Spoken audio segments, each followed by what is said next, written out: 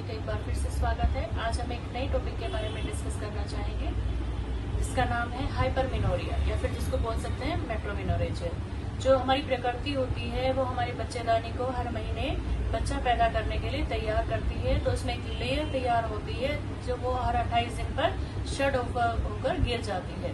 तो उसको बोलते हैं जब वो शट ऑफ होकर गिरती है तो हमें ब्लीडिंग होती है, पीरियड्स आते हैं।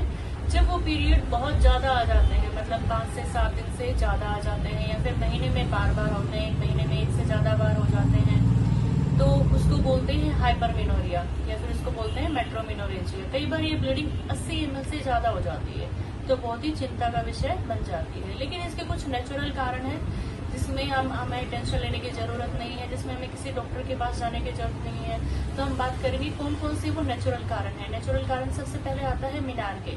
जब किसी किशोरी को या फिर किसी लड़की को महीने शुरू होते हैं तो कई बार आपने देखा भी होगा, जैसे पहले महीने आते हैं तो बहुत, जब शुरू में आएंगे पहली बार महीने आएंगे तो 10-12 दिन तक आते रहते हैं और थोड़ी ब्लीडिंग ज्यादा होती है, थोड़ी पेनफुल भी होती है।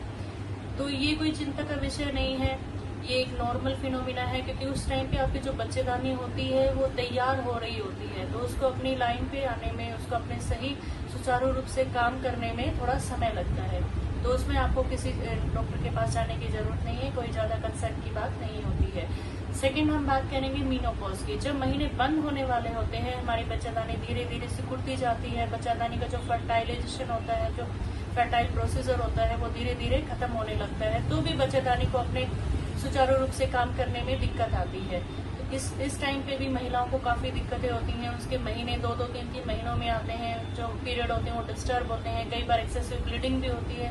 तो धीरे धीरे जैसे जैसे आपकी बच्चेदानी सिकुड़ती जाएगी, ये धीरे धीरे प्राकृतिक रूप से अपने आप ठीक हो जाते हैं। ये भी कोई ज्यादा टेंशन वाली बात नहीं होती है। अगर किसी महिला को और ज्यादा कॉम्प्लिकेशंस नहीं होते हैं, जैसे कि पेट में दर्द नहीं हो रहा है, एक्सेसिव ब्लीडिंग नहीं हो रही है, कमजोरी नहीं आ रही है, उनका HB लेवल नॉर्मल मेंटेन है, तो ये भी एक नॉर्मल प्राकृतिक रीजन है जिसकी वजह से आपको ज्यादा ब्लीडिंग हो रही है। तो किसी डॉक्टर के पास जाने की जरूरत नहीं है, ये कोई कंसर्न या फिर चिंता वाली बात नहीं होती है। धीरे धीरे अपने आप सबसाइड हो जाते हैं। थर्ड हम बात करेंगे एक और नेचुरल कारण है, जैसे किसी की डिलीवरी हुई है। डिलीवरी के बाद अगर मदर बच्चे को फीडिंग कराती है तो उसको कई बार, जैसे बच्चा पूरा एक्सक्लूसिवली माँ के दूध पर निर्भर है, तो उस महिला को पीरियड नहीं आते हैं। उसको महीना को जब पीरियड आते हैं 2 महीने बाद या फिर 3 महीने बाद, जब बच्चा धीरे धीरे वीनिंग पे आता है तो महिला को पीरियड आने शुरू हो जाते हैं। उस टाइम पे भी जब उसको पहली बार पीरियड आते हैं तो नॉर्मल की अपेक्षा थोड़े ज्यादा आ जाते हैं, या फिर कई बार जो ब्लीडिंग होती है वो क्लोट वाली होती है, सैगिंग होती है, ब्लीडिंग में काफी क्लोट्स आते हैं, पेनफुल भी होती है और 80 ml से ज्यादा ब्लीडिंग हो जाती है। तो ये भी कोई चिंता का विषय नहीं है। जैसे जैसे महिला अपने जो खाना पीना अपना सुचारू रूप से लेगी, उसकी जो बच्चेदानी है दोबारा से तैयार हो जाएगी, तो ये अपने आप सबसाइड हो जाएगा। तो ये 3 थे जो नेचुरल कारण थे जिनके लिए हमें टेंशन लेने की जरूरत नहीं होती, जिसके लिए हमें डॉक्टर के पास जाने की जरूरत नहीं होती। लेकिन कुछ कारण ऐसे भी हैं जिनके लिए हमें टेंशन लेने की जरूरत है, जिसके लिए हमें डॉक्टर की हेल्प की जरूरत पड़ती है। जैसे कि सबसे पहला कारण है जिसमें हैवी ब्लीडिंग देखने को मिलती है लड़कियों को, महिलाओं को, वो है लाइफस्टाइल मॉडिफिकेशन। लाइफस्टाइल से भी हार्मोन के चेंजेस आते हैं और महिलाओं को एक्सेसिव ब्लीडिंग हो जाती है। तो ये भी एक बहुत बड़ा कारण है जिसकी वजह से हाइपरमेनोरिया दिखाई देता है। जो लेडीज होती है उसको एक्सेसिव क्रैम्प्स होते हैं, बहुत ही ज्यादा पेट में दर्द होता है, उनकी जो डेली रूटीन लाइफ है वो डिस्टर्ब हो जाती है, वो काम भी नहीं कर पाती है, उनके अंदर चिड़चिड़ापन आ जाता है। ये सब हार्मोनल चेंजेस की वजह से होता है। और हार्मोनल चेंजेस के क्या क्या कारण है कि हार्मोन चेंजेस होते हैं किसी में? एक तो हो गया लाइफस्टाइल, तो सेकंड है बैड फूड हैबिट्स। आजकल लोग क्या है, नेचुरल फूड की बजाय जंक फूड की तरफ ज्यादा ध्यान देते हैं। बाहर का जैसे पिज्जा, बर्गर हो गया, कोक, पेस्ट्री वगैरह हो गए, वो सब ज्यादा ध्यान देते हैं। थर्ड आता है कॉन्ट्रासेप्टिव। कई बार क्या होता है कि लेडीजें बच्चा नहीं चाहती हैं तो उसकी वजह से वो ऑरल कॉन्ट्रासेप्टिव्स यूज करती है, जैसे माला N है, माला D है, इनकी वजह से भी, या फिर जो आफ्टर कोर्स ली जाती है अनवांटेड 72 वगैरह, उसकी वजह से भी जो आपके महीने होते हैं, पीरियड होते हैं, वो डिस्टर्ब हो जाते हैं। उनकी वजह से भी हार्मोन चेंजेस आ जाते हैं और आपको एक्सेसिव ब्लीडिंग होती है। एक और नया कारण एक और कारण है, जैसे कि किसी लेडीज ने कोपर्टी लगवा ली।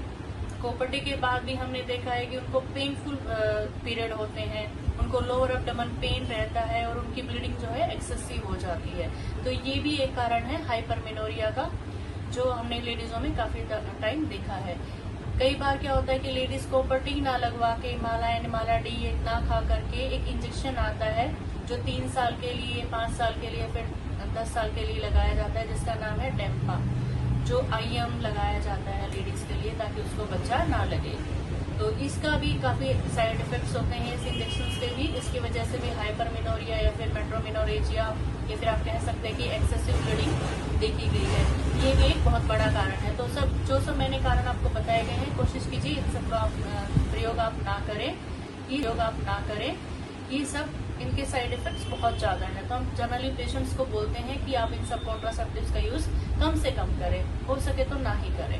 अब हम बात करते हैं, अगर किसी को हाइपरमेनोरिया या मेट्रोमेनोरेजिया है तो उसका क्या ट्रीटमेंट होगा। देखो, ट्रीटमेंट की हम बात कर लेते हैं तो हार्मोनल चेंजेस आते हैं तो उसके लिए तो हार्मोनल थेरेपी दी जाती है। सेकंड, अगर किसी लेडीज को पेन है तो हम पेन मैनेजमेंट के लिए उसको क्या करेंगे, उसको बोलेंगे आप हॉट वाटर बैग लीजिए, आप नीचे के पेट की उससे सिकाई कीजिए ताकि आपकी क्लोट्स इजीली निकल जाए, क्योंकि जब क्लोट रह जाते हैं तो ही पेन होता है, उसको क्रैम्प्स होते हैं। तो उसके लिए एंटी स्पास्मोटिक ड्रग देते हैं, जैसे मेफ्टाल स्पास आपके जनरली मेडिकल स्टोर्स पे मिल जाएगी। आप पेन के लिए मेफ्टाल स्पास ले सकते हैं। आप हल्दी वाला दूध पी सकते हैं क्योंकि इसमें हॉट ड्रिंक्स काफी हेल्पफुल होते हैं। हॉट ड्रिंक्स आप लेंगे तो आपके क्लोट्स इजीली आउट हो जाएंगे, आपको पेन में आराम मिलेगा। अब हम बात करेंगे कुछ सुपर फूड्स होते हैं जो हाईली रिकमेंड मैं करना चाहूंगी। अगर किसी को डेट आ रही है, किसी को हाइपरमेनोरिया है, किसी को मेट्रोमेनोरेजिया है, तो आप क्या क्या जो सुपर फूड्स आप जो ले सकते हैं। सबसे पहले आता है डेट्स। डेट एक ऐसा सुपर फूड है जिसमें हाई एनर्जी होता है, उसमें हाई कार्बोहाइड्रेट होता है और फाइबर भी बहुत भरपूर मात्रा में होता है।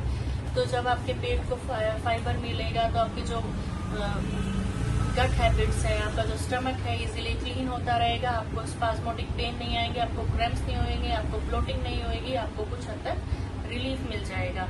ये एक तरह का सुपर फूड है जो हर लेडीज को महीने आने पर या फिर जो डेट उनको पीरियड्स आते हैं उस टाइम पे लेना चाहिए। डेट्स काफी हेल्पफुल होते हैं आपके पीरियड्स को रेगुलेट करने में।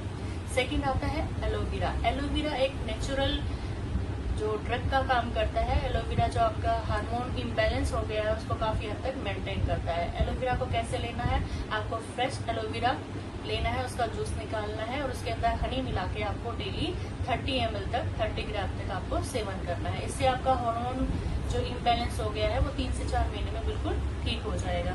थर्ड आएगा टर्मरिक। टर्मरिक के अंदर एंटीसेप्टिक प्रॉपर्टीज होती है जो आप दूध में मिला के ले सकते हैं। दूध में हल्दी डालकर आप लोगे तो आप, मैंने अभी बताया कि कोल्ड ड्रिंक्स काफी हेल्पफुल होते हैं, तो वो आपको जो क्रैम्प्स के लिए भी हेल्पफुल होंगे और एंटीबायोटिक प्रॉपर्टी होने की वजह से हल्दी आपके लिए हीलिंग में काफी हेल्पफुल होती है। सेकंड आता है अलीव या बोल दो या फिर हलीम बोल दो। ये एक तरह के सीड्स होते हैं जो high naturally high fibre properties रखते हैं और आपके जो गट होता है उसको क्लीन करने में हेल्पफुल करते हैं। हाई फाइबर अगर आप डाइट लेंगे तो आपके जो स्पास्मोटिक पेन होते हैं उसके लिए भी काफी हेल्पफुल होते हैं। अलीव में एक प्रॉपर्टी होती है कि वो आपके हार्मोन को धीरे धीरे नॉर्मली रेगुलेट कर देता है, आपके हार्मोन को बिल्कुल ठीक कर देता है। इसलिए आप 10 ग्राम सलीम्स लीजिए। इसको कैसे लेना है, आपको खाने से 3 घंटे पहले इसको पानी में सोक कर देना है और जो पानी में सोक होकर जब ये पूरी तरह से फूल जाते हैं, स्वेलअप हो जाते हैं, तो उनको खाना खाने से पहले एम्प्टी स्टमक लीजिए। इससे आपके जो गट है वो अच्छे से क्लीन हो जाएगी, आपके हार्मोन है जो अच्छे से रेगुलेट हो जाएंगे और जो आपकी बच्चेदानी की जो एंडोमेट्रियम लेयर होती है जो शट ऑफ होकर गिरती है उसको भी बिल्डअप करने में ये काफी हेल्पफुल होते हैं हाली। सेकंड नेक्स्ट आता है जिंजर और क्लोव। जिंजर हो गया अदरक और क्लोव होता है लौंग। लौंग और अदरक का अस्त बनाकर आप अगर 5 ml तक लेंगे तो ये भी आपके पीरियड को काफी हद तक रेगुलेट कर देंगे। इसके अलावा आप काफी हद तक फाइबर डाइट लीजिए, जैसे जो सिट्रिक फ्रूट्स होते हैं, ऑरेंज है, आपके लेमन है, ठीक है, और ग्रेप्स हैं, ये सब भी आप ज्यादा मात्रा में लीजिए। ये नेचुरली आपके इनके अंदर मिनरल्स होते हैं, विटामिन होते हैं। कई लेडीज को विटामिन की कमी से भी हाइपरमेनोरिया होता है, तो वो सब प्रॉब्लम आपकी सबसाइड हो जाएगी।